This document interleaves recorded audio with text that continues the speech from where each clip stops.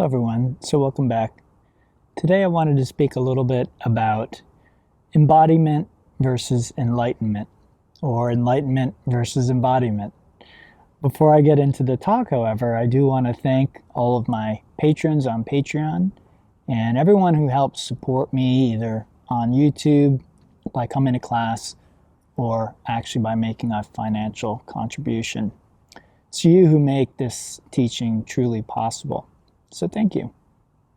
Okay, enlightenment versus embodiment. We've spoken a little bit about this in the past, but I feel the need to address it again.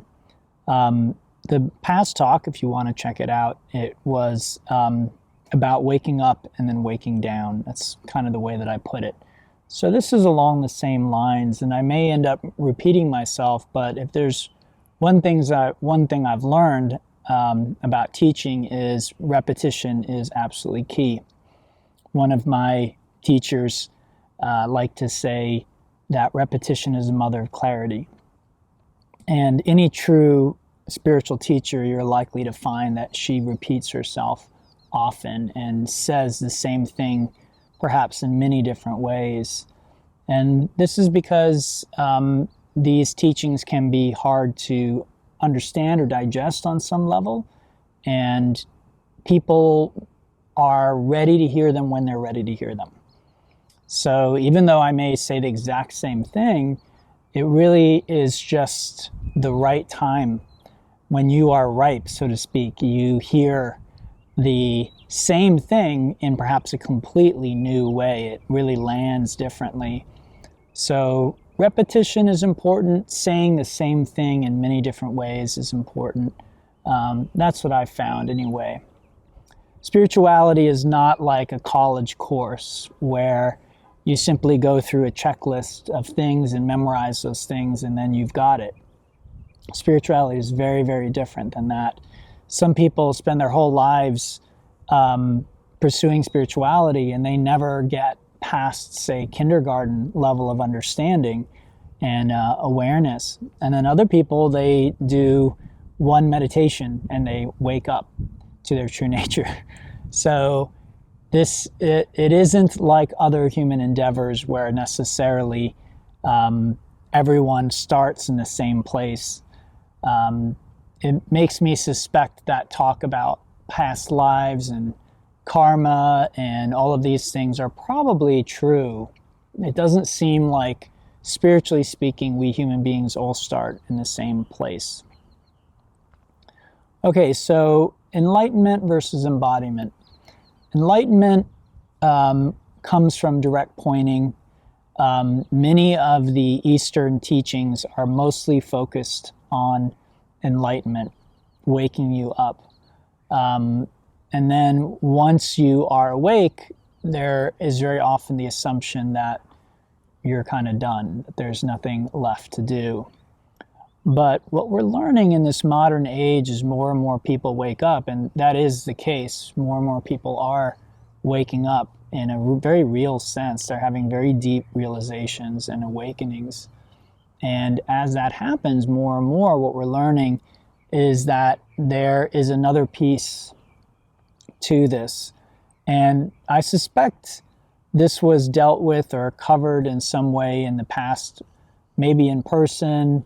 I'm not sure. Maybe the psyche of human beings in other cultures in the past was different than it is today. I really can't say, but as a modern teacher, this is something that we find, that there is this missing piece. People wake up, they have these deep realizations, and they are still suffering. So one possible explanation is that the awakening wasn't real, or it wasn't complete, or something along those lines. Maybe. You look at somebody like Eckhart Tolle or Byron Katie's story, and it does seem very much like they woke up and there was a kind of a completeness and finality to their awakening. If you actually dig a little deeper into their stories, you find that they both had to do some work afterwards. They both took a period of deep reflection. They may have started teaching, but both of them on a relatively small level, and both of them would spend a lot of time in solitude, which is very, very common to sort of deepen and embody awakening. Many, many teachers do that. And so that's, again, one way that we can start to embody is taking the time that we need to really let the realization sink in. What we're learning more and more, though, as I work with teachers like Scott and myself, what I see in my students is that students can have a very real, deep realization and awakening, and yet still struggle with the embodiment piece. And this likely has to do with repressed emotions and trauma. These are things that we're avoiding usually from childhood, but anytime when you have an experience that you are trying to get away from, that you don't want to see, and it takes the form of, it can take many forms. It can take the form of suffering. It can take the form of projection as a shadow. So, seeing others out in the world as evildoers, seeing the world as being a horrible place, seeing other people as being asleep as opposed to you, and you are awake. These are really just unembodied elements of ourselves. We aren't accepting the totality of what we really are. And so this goes toward that argument that, maybe the realization wasn't complete. That sort of points to that. And there's an element of that. It doesn't mean our awakening wasn't real or legitimate. It just means maybe there are some aspects that we haven't yet seen through. We're still sort of believing, if you will. So that's one form that it, can take there. But what we're learning is embodiment very often is the challenging part of the path. At least that's what I'm discovering.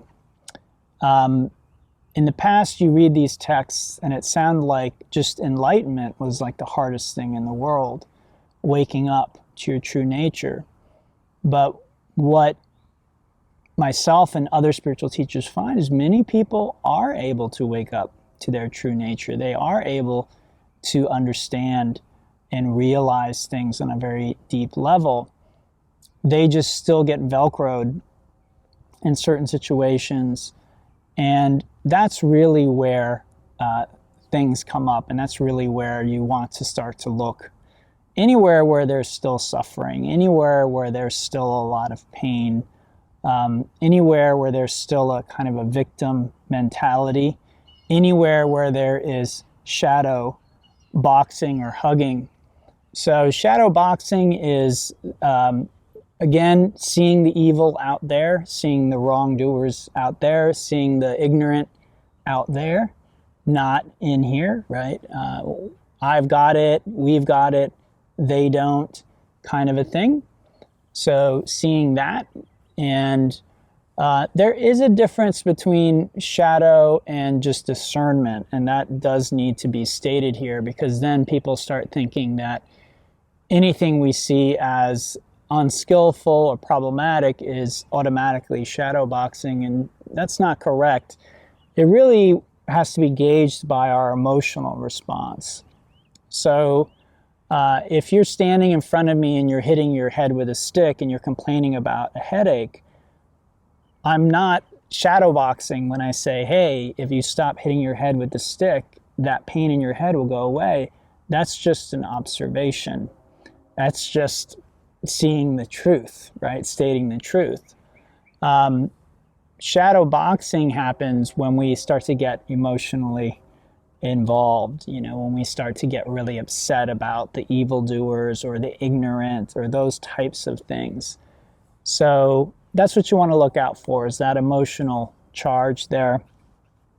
Shadow hugging happens when we see the goodness out there, right? So maybe if you're into spirituality, you see the teacher as wise. If I'm your teacher, you see me as wise. You don't see that quality in yourself. But you can't recognize a quality in someone else that you don't have in yourself. In another broader sense, there is no self and other. There really isn't. When the realization of the ultimate ground of our being really dawns on you, you understand that there really is nothing outside of the self. Now, that self is not you and your ego. That's not what I'm referring to. But there is a self, and it's just one self, and everything is within that one self. Now, if that doesn't make any sense to you, that's okay. This is part of the journey and part of the learning that we have to do. Even if you've woken up to some degree, you might find that a statement like that still is opaque and difficult for you to understand. And that's where working with a teacher or teachers, studying the teaching really can pay off in doing practices, because eventually we want to see that the totality of that truth. So seeing is one thing. You could say understanding, kind of aha moment is one thing. And then embodying that is another thing. And embodying comes from really experiencing fully the human aspect of ourselves. So this is something that possibly was bypassed in prior ages and prior teachings. I don't know. It's hard to say because I'm not there. We have documents, we have traditions, but traditions can shift over time. So maybe what was once a fully embodied teaching over time degenerates and eventually becomes a teaching with a lot of bypassing in it. And so bypassing happens when, and this is a fairly common term these days, spiritual bypassing. This happens when we try and deny an aspect of ourselves. So this happens a lot with sexuality and spirituality. This can happen a lot with things like anger, repressing anger, repressing certain emotions, sadness or grief. Anything that we think is quote unquote unspiritual is a potential area for bypassing. Now, we need to be very careful here, because this is not a license to do whatever ugly, mean, unkind, uncompassionate, unskillful thing we want to do and say, well, I'm just not bypassing. This isn't about necessarily acting out every dark desire that we have, but it is about seeing it and knowing that we have it, not denying it, not projecting it outward, and not justifying either. The truth is, our true nature doesn't need to justify anything. Okay? It just, everything is. And I understand that might be a difficult statement to understand, but the tiger doesn't need to justify the fact that it eats meat. The tiger just is. A star doesn't need to justify going supernova and destroying all the planets that surround it, just completely obliterating whole worlds. It just is. A black hole doesn't need to justify collapsing time and space into itself and, again, just destroying matter in a sense beyond recognition. It just is. So we human beings, as far as we can tell, at least on this planet, we're the only ones that think we need to justify anything. Okay? So again, noticing ourselves, noticing our behavior, not making excuses, not justifying, not projecting outward. And for many people, this requires quite a bit of introspection, and it very often requires a teacher and a community. I'm not saying it can't be done on your own, but part of the thing with shadow work and part of the thing with repressed emotions, with repressed trauma, memories that we've suppressed, is they're out of our awareness for a reason. We didn't want to see them. We didn't want to experience them. So this is where certain tools, like the tools that I've been working to learn, like inquiry, these types of tools can actually help pull these things up. It's a proactive way of pulling these things up. Prior to learning inquiry, pretty much the method that I taught was just keep meditating. And in my experience, if you meditate in the right way, long enough, often enough, then stuff comes to the surface. At least that was my experience, okay? Now, it has come to my attention that perhaps some people, because of very, very deep wounds and deep repressions, that may not work for them. They might try meditating and certain things may never come to the surface, or it may just take a really, really, really long time. So that's where inquiry can be really helpful, where we start to poke into the unconscious and we try and stir up the ego, any remnants of the ego that are there. Now again, why would you want to do that? Basically, in my experience, the way that I define ego is the source of our suffering. It is the source of our sense of separation. It's as simple as that. And so if we don't want to suffer, then we are going to want to discover and find any remnants of the ego that are still around that potentially cause us suffering. So again, for most people, this can be a long, arduous path or task.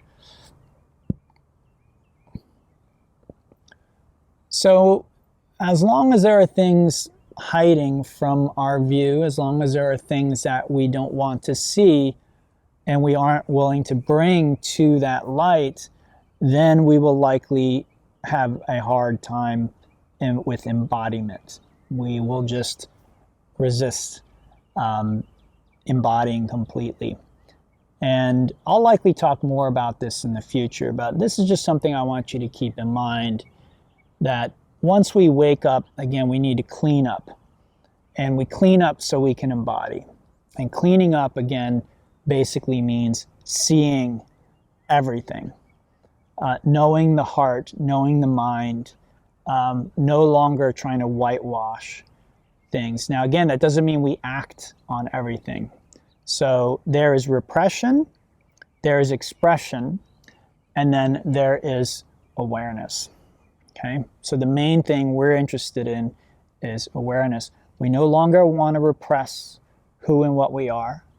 Whether or not society, our family, our community, our teachers can embrace who and what we are, that's a different question. And that really isn't one that we need to concern ourselves with. We're the one that needs to love ourselves. That is the most important thing, not whether or not someone else or the community or society approves of you. You have to approve. You are the one that matters. And again, you are the only one that matters ultimately. I know it seems like there are others and then there is you and we need others' approval. In reality, it's just the one. And so that one, which is you, has to love everything about itself. And everything about itself not only includes, again, your person, your physical person, your emotional person, your mental person, but it also includes everything that you experience and perceive. So our work really isn't done until we've done that. We haven't fully embodied until we're at that point. So this is the goal that we want to work toward.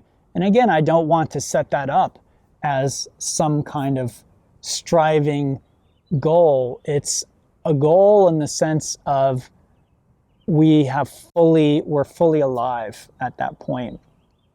We have fully embodied the human experience.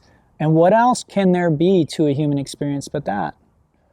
What other point can there be to being a human other than being fully human? Nothing else makes sense, right? A dog doesn't need to be anything but a dog. A squirrel doesn't need to be anything but a squirrel. A bird just needs to be a bird. What does it mean to be human? What does it mean to be fully human?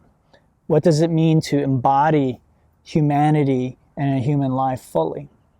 This is really where we want to focus and we want to work. So the first step is waking up, enlightenment. Without that, the embodiment part will not, it can't really happen because there'll just be too much confusion.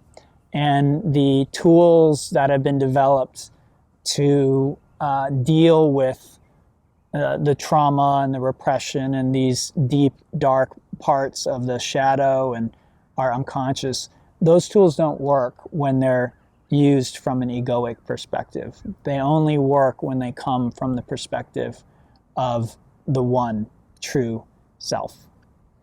So it's that one true self that we're all trying to embody. It's that one true self that we all truly are.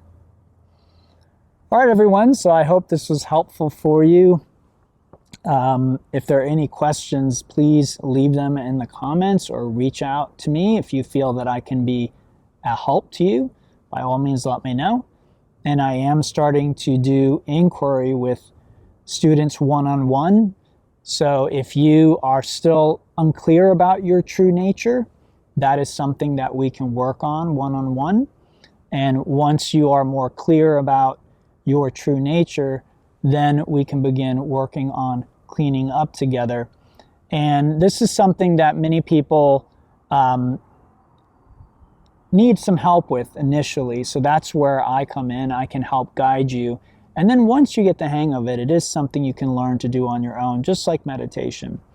So you're never reliant on one person or one teacher or one guru or one source. The truth is out there.